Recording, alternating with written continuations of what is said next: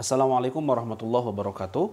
Halo teman-teman semua, mudah-mudahan semuanya berada dalam kondisi kesehatan terbaik dan berada dalam kondisi terbaiknya saat ini. Oke teman-teman, di video kali ini saya akan menyampaikan bahwa mulai video ini dan beberapa video ke depan, kami akan membuat seri video yang berkaitan dengan edukasi finansial. Kedepannya kita akan membahas beberapa hal terkait dengan dunia keuangan, mulai dari investasi, kemudian financial planning, financial freedom, tujuan-tujuan keuangan, dan berbagai macam masalah-masalah keuangan dan investasi yang saat ini menjadi tuntutan bagi kita semua. Namun sebelum kita membahas lebih lanjut terkait dengan investasi dan perencanaan keuangan, di video kali ini saya akan mengajak teman-teman semua untuk memahami lebih jauh alasan kenapa kita harus berinvestasi. Karena kadang-kadang masih ada di antara kita yang enggan berinvestasi karena berbagai macam alasan. Ada yang karena latar belakang agama, ada yang karena minimnya literasi keuangan, ada yang masih merasa takut, sehingga banyak di antara kita yang merasa bahwa daripada saya berinvestasi, daripada saya menyimpan uang saya di instrumen-instrumen yang beresiko, lebih baik saya menyimpan uang saya sebagai tabungan. Nah maka di video kali ini saya akan mengajak teman-teman semua untuk menjawab sebuah pertanyaan besar. Kenapa saya harus berinvestasi? Ada di antara kita, sebagian teman-teman kita yang enggan berinvestasi karena masalah latar belakang agama. Kalau dalam hal ini saya beragama Islam, banyak di antara teman-teman saya yang enggan berinvestasi karena merasa bahwa investasi itu menumpuk kekayaan. Investasi itu berlomba-lomba dalam mengumpulkan harta, dan ini adalah perbuatan tercela dalam agama. Nah, di sini saya akan mengajak teman-teman semua untuk memahami bahwa pemahaman tersebut itu tidak sepenuhnya benar. Kita harus paham bahwa Islam itu tidak melarang seseorang memiliki banyak harta. Islam tidak mencela orang yang memiliki banyak harta. Yang dicela oleh Islam itu adalah orang yang disibukkan dengan mengumpulkan harta. Orang yang lalai karena dia terlalu sibuk mengejar-ngejar mengumpulkan harta. Justru sebaliknya, kebanyakan orang terjebak dengan sibuk dalam mengumpulkan harta karena dia enggan berinvestasi. Dalam surat At-Takatsur, Allah Subhanahu wa taala berfirman, "Alhaakumut takatsur." Berlomba-lomba mengejar mengumpulkan harta telah membuat kalian lalai. Yang dicela di sini adalah berlomba-lomba dalam mengumpulkan hartanya, bukan memiliki harta yang banyak. Islam tidak pernah melarang berinvestasi. Bahkan kalau kita sadari, sebagian ibadah dalam Islam itu memerlukan harta. Zakat tidak mungkin bisa kita tunaikan ketika kita tidak memiliki harta. Haji tidak bisa kita tunaikan kalau kita tidak punya ongkos. Artinya ada beberapa ibadah yang memang justru memerlukan harta. Dan Rasulullah SAW juga mengatakan tangan yang di atas lebih baik daripada tangan yang di bawah. Artinya apa? Beliau memotivasi kita semua untuk menjadi orang-orang yang pemberi, bukan menjadi orang-orang yang peminta. Dan orang-orang pemberi artinya orang tersebut memiliki kekayaan. Nah, maka dari sini jangan sampai kita punya persepsi yang salah bahwa berinvestasi itu adalah perbuatan yang tercela karena kita mengumpul-ngumpul harta, karena kita berusaha memperkaya diri kita, dan itu akan menjadikan kita menjadi orang yang jahat seperti itu. Nah, teman-teman semua, Islam sebetulnya mengajarkan bahwa kita tidak boleh meninggalkan generasi yang lemah. Lemah dari segi ideologi, lemah dari segi keyakinan, dan juga lemah dari sisi harta. Allah Subhanahu wa taala berfirman, "Wal yakhshal ladzina law taraku min khalfihim dzurriyyatan dhi'afan khafu 'alaihim falyattaqullaha wal yaqulu qawlan sadida." Dan hendaklah takut kepada Allah orang-orang yang seandainya meninggalkan di belakang mereka anak-anak yang remah, anak-anak yang mereka khawatir terhadap kesejahteraan mereka.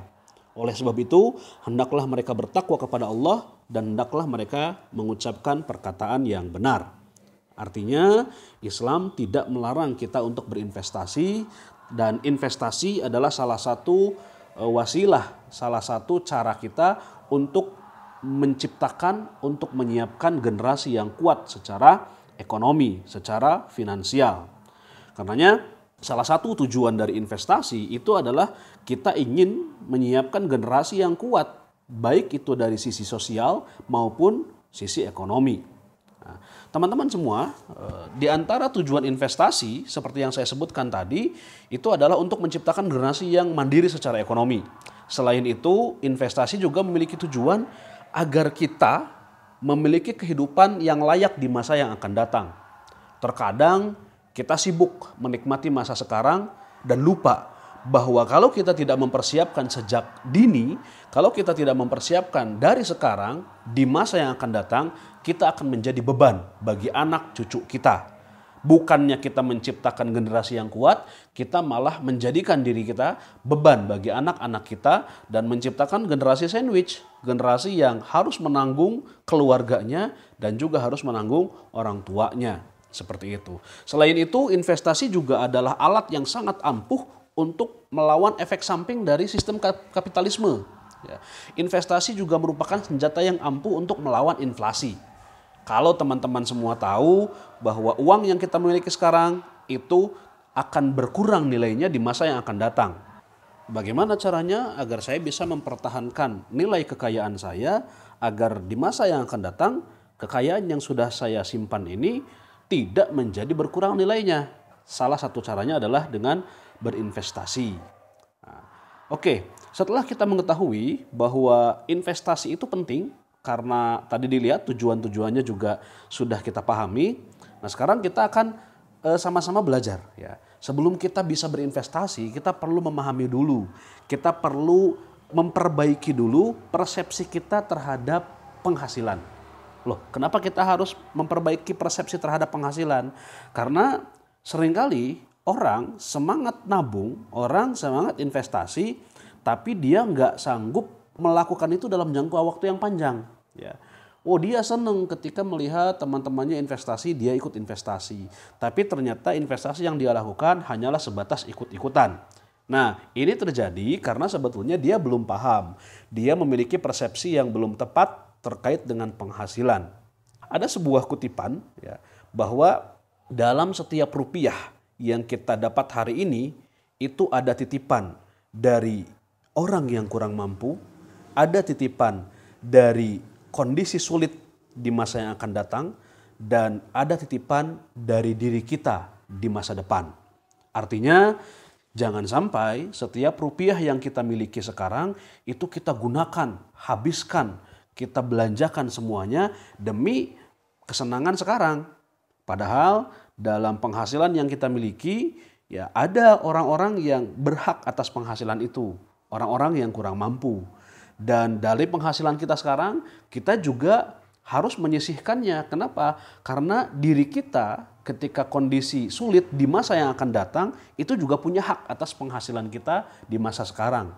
Dan dari penghasilan kita sekarang itu juga ada hak milik diri kita di masa yang akan datang ketika kita sudah tidak bisa lagi mendapatkan penghasilan.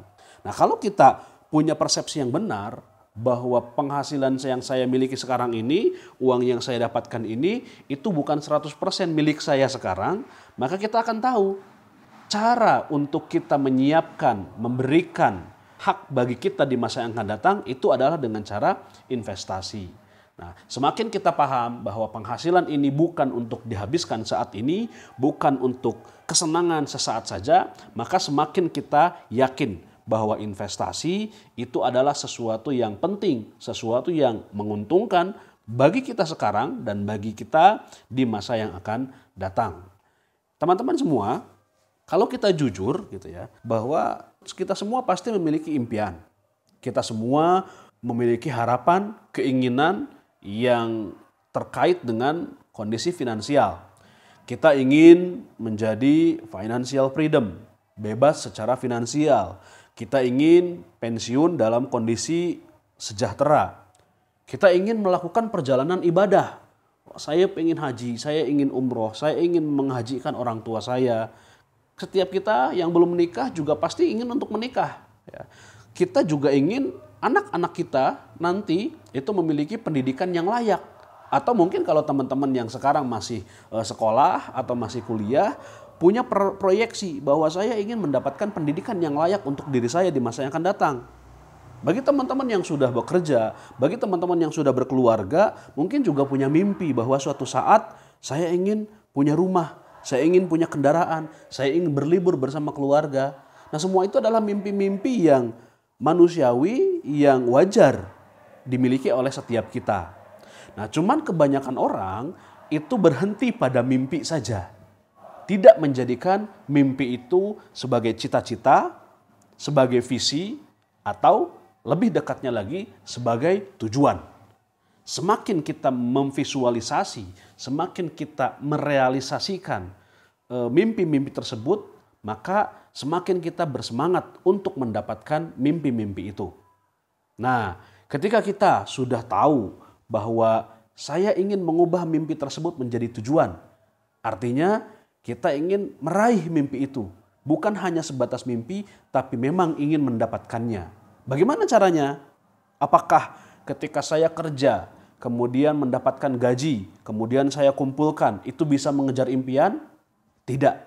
Sayangnya tidak bisa seperti itu. Ya. Orang yang hanya mengandalkan kerja, dapat gaji, kemudian nabung, itu seringkali dia tidak bisa mewujudkan impiannya. Kenapa? Karena lagi-lagi ada satu hal yang tidak kita sadari padahal kita semua tahu. Apa itu? Inflasi.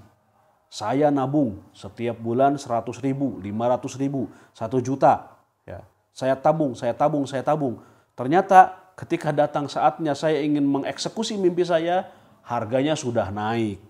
Biayanya sudah tidak cukup lagi. Kenapa? Karena ada inflasi. Nah, maka bagaimana cara mengejar mimpi yang benar? Bagaimana cara saya mewujudkan tujuan-tujuan keuangan saya? Maka ada satu step yang harus kita tambahkan. Kita kerja, dapat penghasilan. Nah, setelah kita dapat penghasilan, bukan kemudian ditabung untuk mendapatkan mimpi, tapi diinvestasikan. Diinvestasikan pada instrumen-instrumen investasi. Saya investasikan dalam properti, saya investasikan dalam saham, saya investasikan dalam reksadana, saya investasikan dalam bisnis. Lalu kemudian hasil dari investasi tadi saya investasikan lagi. Dan saya tambahkan lagi tabungan gaji saya, kemudian saya tambahkan dengan imbal hasil dari investasi saya. Terus kita lakukan seperti itu, maka suatu saat kekayaan kita, harta yang kita miliki cukup untuk mewujudkan mimpi-mimpi kita. Nah, teman-teman semua, dari sini kita tahu bahwa investasi menjadi satu langkah yang tidak boleh hilang dalam rencana kita, dalam planning kita untuk mengejar mimpi-mimpi kita. Karenanya penting sekali bagi kita untuk berinvestasi. Lalu bagaimana cara berinvestasi? Investasi apa yang cocok buat saya? Bagaimana cara saya berinvestasi yang benar? Bagaimana meminimalisir resiko-resiko dalam investasi? Nah, itu semua akan kita pelajari di video-video berikutnya.